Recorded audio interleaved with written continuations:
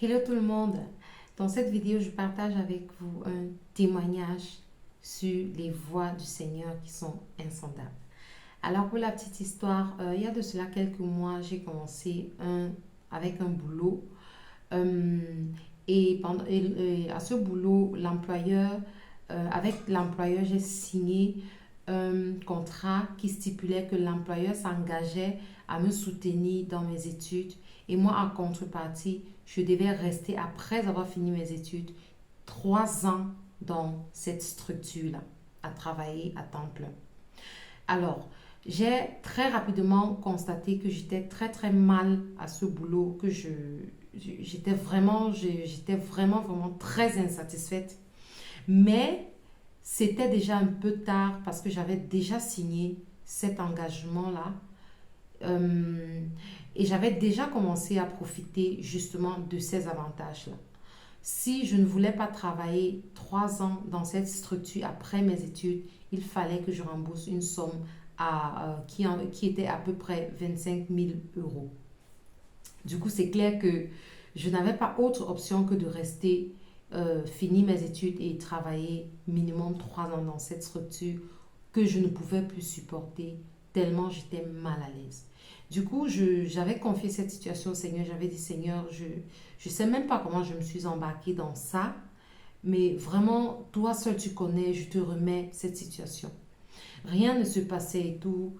Euh, Honnêtement, pour moi, je savais que il n'y a pas autre issue que de supporter pratiquement 4 ans de ma vie. Donc, un an d'abord où j'allais finir mes études et ensuite 3 ans où je m'étais engagée à travailler dans cette structure-là.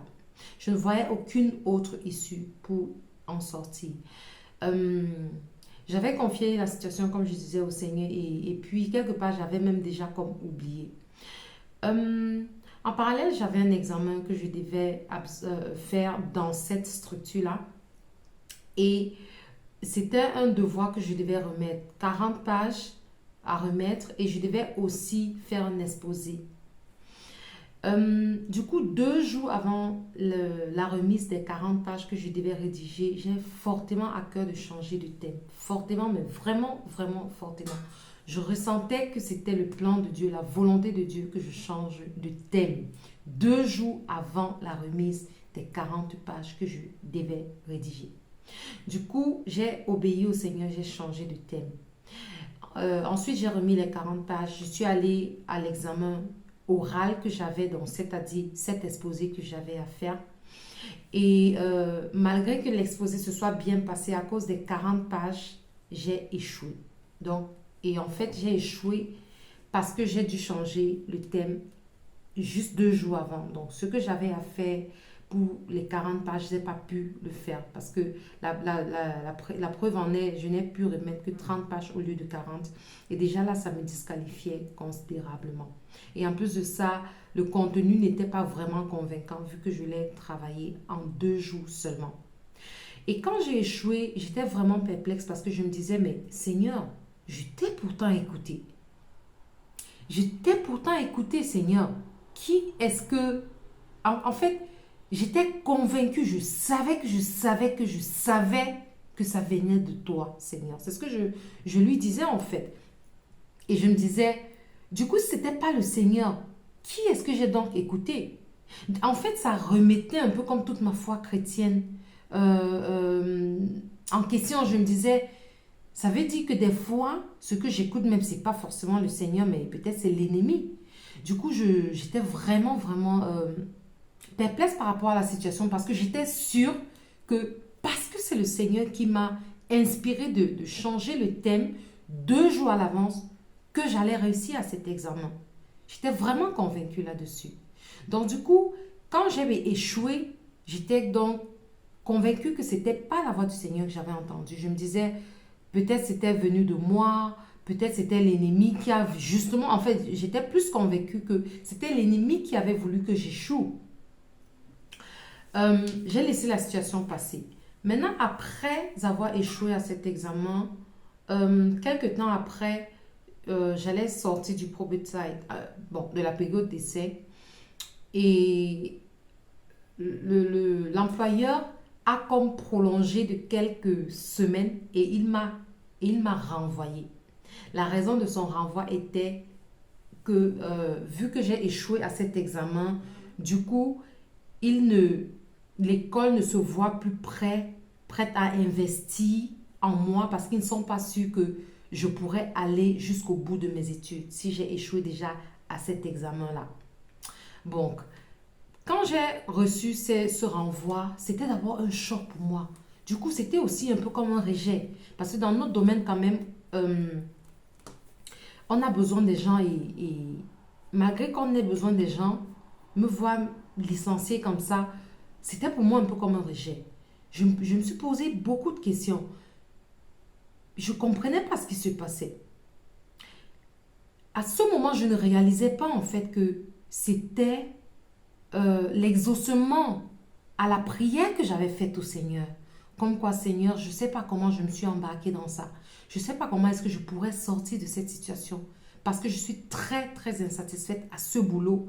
Et je ne sais pas comment est-ce que je pourrais résister ici jusqu'à finir mes études au point de travailler encore 3 ans là. Mais en même temps, je ne me voyais pas en train de rembourser 25 000 euros. Où est-ce que j'allais prendre 25 000 euros? Donc, je n'avais, comme je disais tantôt, pas d'issue à ce problème. Mais au moment où le licenciement arrive, je vois ce licenciement plutôt comme un rejet. En fait, je ne fais pas le lien par rapport à ma prière que j'avais faite et oublié même d'ailleurs. Je ne fais pas le lien. Et c'est plus tard que je réalise que, mais au fait, c'est ce que j'avais demandé au Seigneur. J'avais demandé à pouvoir quitter ce boulot. Je ne savais pas comment faire. Parce que si c'est moi qui démissionnais, on devait calculer, comptabiliser combien je dois à la structure, à la société, depuis le moment où je travaille jusqu'au moment où je démissionne. Et quand moi j'essaie de comptabiliser, j'étais déjà quand même à... Je ne devais pas être à moins de 8 000 euros que je devais rembourser à la société. Du coup, je pouvais pas. Je pouvais pas m'engager dans ça, à rembourser 8 000 euros. Comment? Donc, je ne savais vraiment pas comment sortir de cette situation. Et le Seigneur m'a délivré vraiment de ce boulot-là en permettant que j'échoue à mon examen. Donc, la voix que j'avais entendue, ce dont j'avais eu la conviction de changer de thème 2 jours à l'avance, était effectivement de Dieu. Parce qu'il fallait que j'échoue à cet examen. Parce que c'était un peu comme une mesure pour l'employeur pour savoir s'il va me maintenir ou pas. Et quand j'ai échoué à cet examen, il m'a fait partie. C'était finalement le plan de Dieu. Sauf que je n'avais pas compris ça comme ça. Parce que pour moi, si c'est le Seigneur qui m'a inspiré de changer de thème, ça veut dire que je vais forcément réussir. Donc ce qui se présentait à ce moment-là comme un échec, en effet, était plutôt une réussite. Ce qui était à ce moment donné comme une porte fermée était en fait une porte que le Seigneur ouvrait. C'était une porte que le Seigneur m'ouvrait afin de trouver un autre boulot où je pouvais être un peu plus satisfaite. C'était une ouverture pour moi afin de pouvoir m'en sortir de cette situation. Donc, tout échec n'est pas un échec en réalité. Toute porte fermée n'est pas réellement une porte fermée.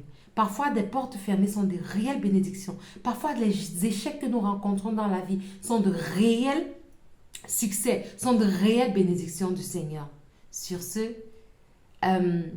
croyons tout simplement au Seigneur parce que ses voies ne sont pas nos voies. Les voies du Seigneur sont insondables. C'était Blessing. La paix sur vous. Ciao.